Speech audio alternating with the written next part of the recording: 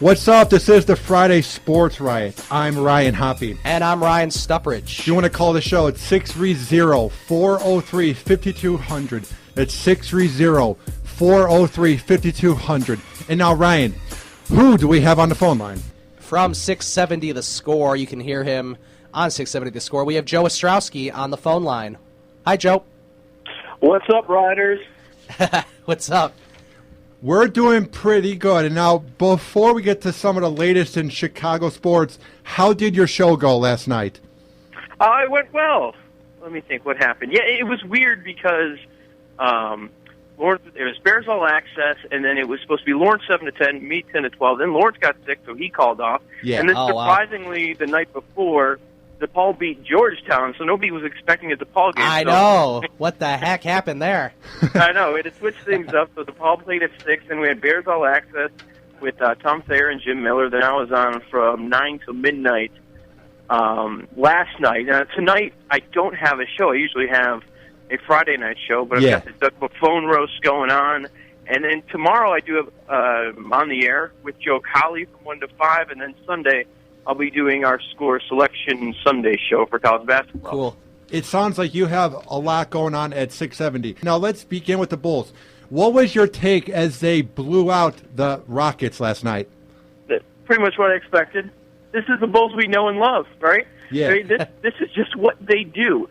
They got absolutely crushed, just embarrassed against the Spurs, and that was coming off the high that was the victory over the Miami Heat. And just following the Bulls, you guys knew, like, as down as people were, that Spurs game, which was over after one quarter, if they hit 38 points.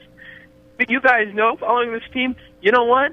The Rockets are one of the better teams in the league right now. They're probably going to beat Houston because it makes absolutely no sense. And now, how did you like Mike Dunleavy as he got hurt after being elbowed by Chandler Parsons on that drive and then ran right to the locker room, was gushing blood, came back in the second half and scored 21 points?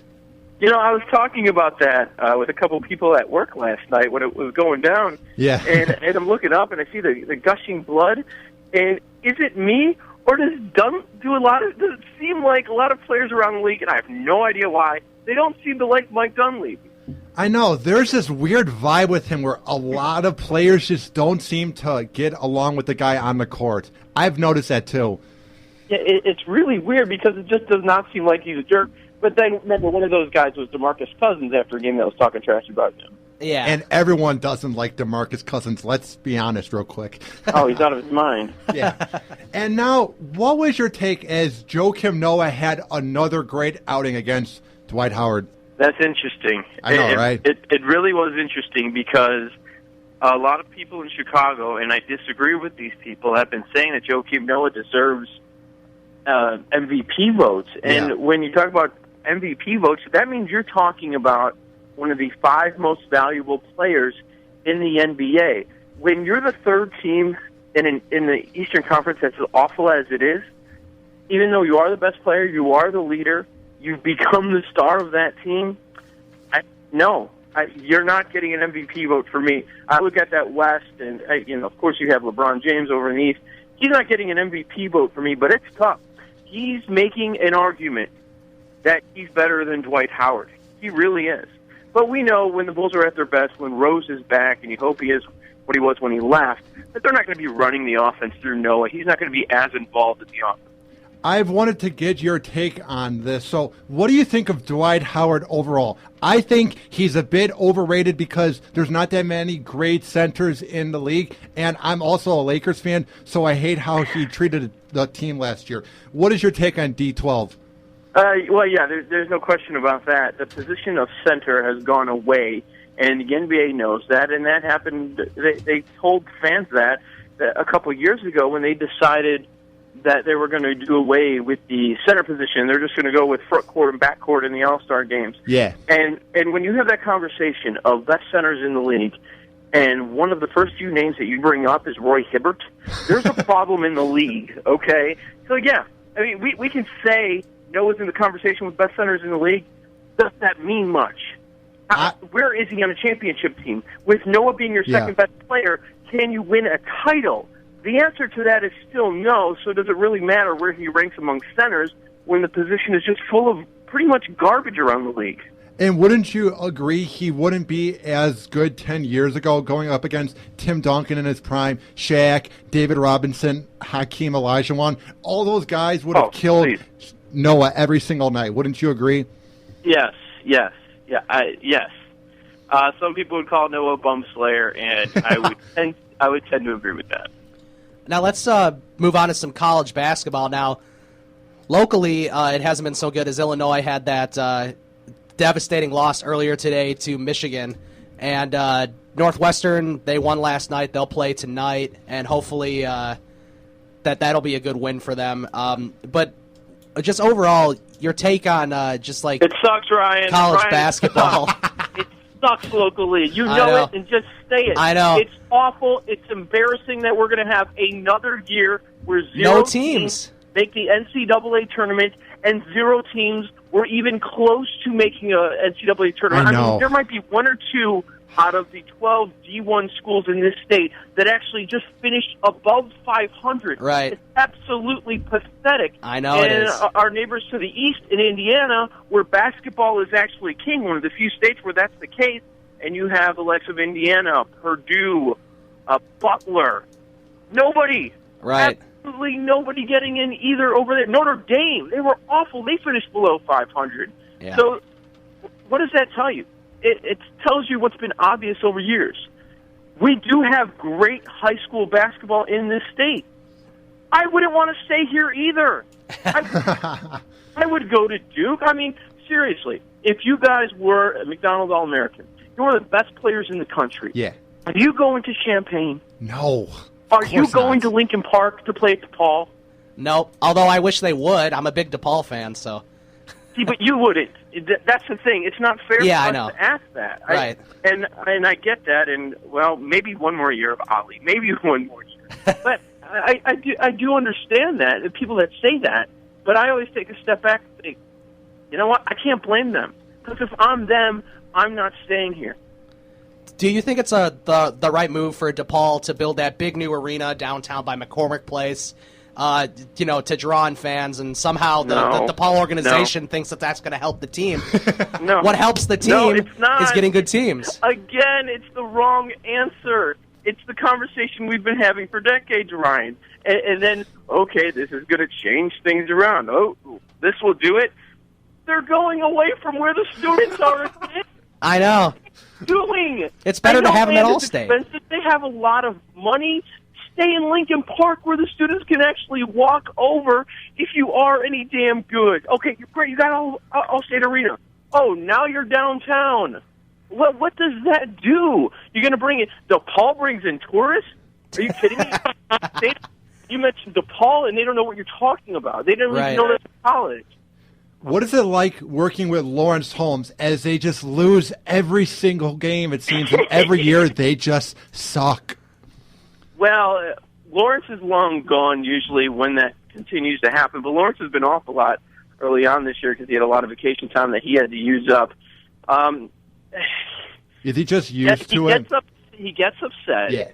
But I will say he's not as upset as he used to be, because at this point he's just expecting it. Yeah. Now, I actually work with Zach Zaidman, and there's a lot of games where he has high hopes. I'm like, Zach, stop. Don't take him down. You know what's going to happen in the end. They're going to lose. But, for DePaul fans, good for them. They got one more game than they thought they were going to get in the Big East tournament.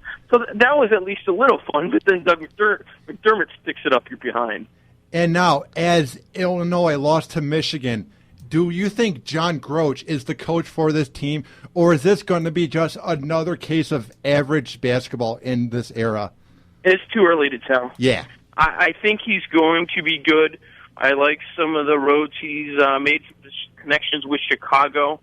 You've got to make those connections once again, because it got to a point where there was just nothing, no relationship between the city of Chicago and the basketball in Chicago and down in Champaign. So he's done a nice job mending some fences there. We have to wait and see. Let's see who he's going to bring in. Some of the kids that he has signed, a lot of Illini fans are very happy. But it's just way too early for me. I need at least another year or two before I can give you an answer on that. And now there are a lot of people who want Mike Woodson to coach the team.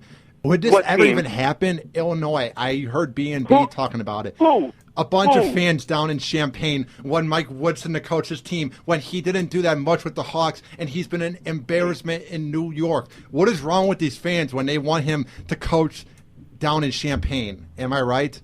That is, there's got to be just a couple of idiots there. That's ridiculous.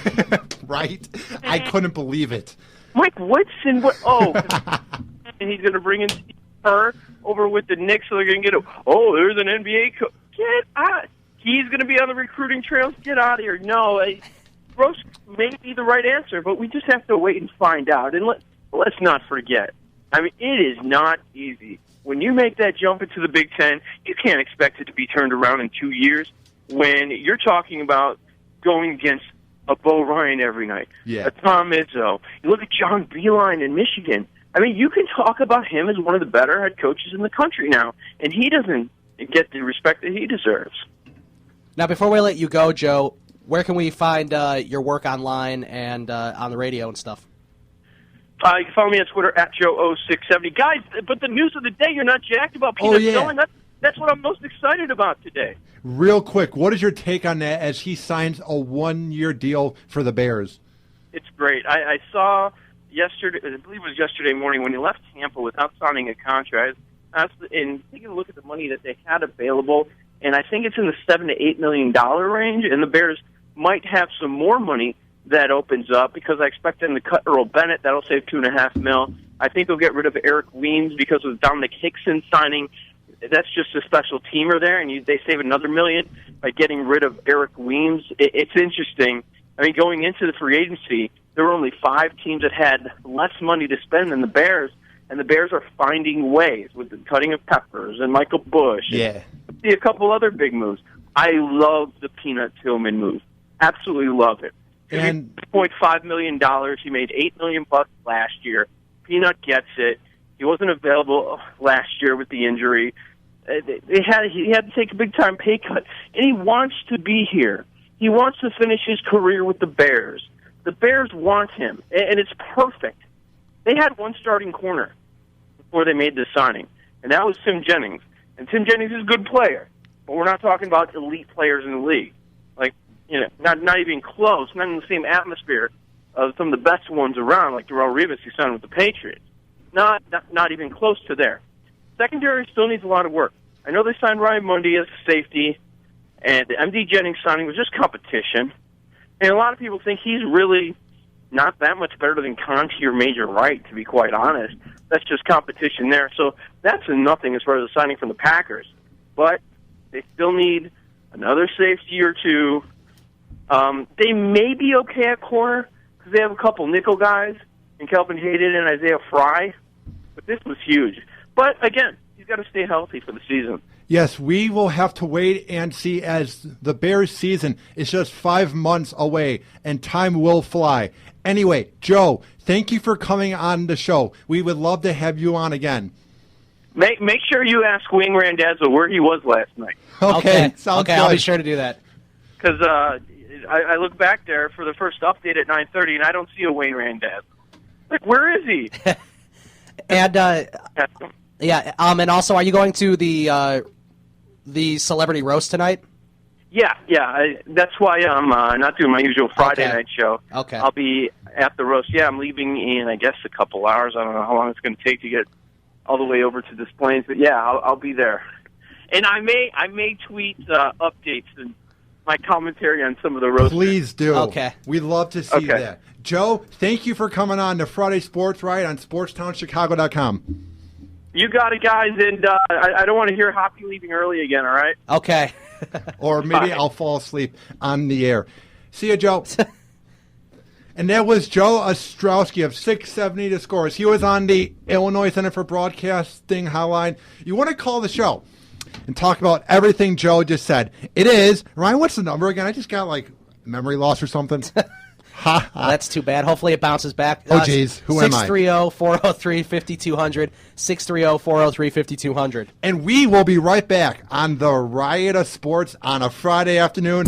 after this. Hang on. The Hoppy and Super Rich Show. Hoppy and Super Rich. Only on WNUR 89.3 FM.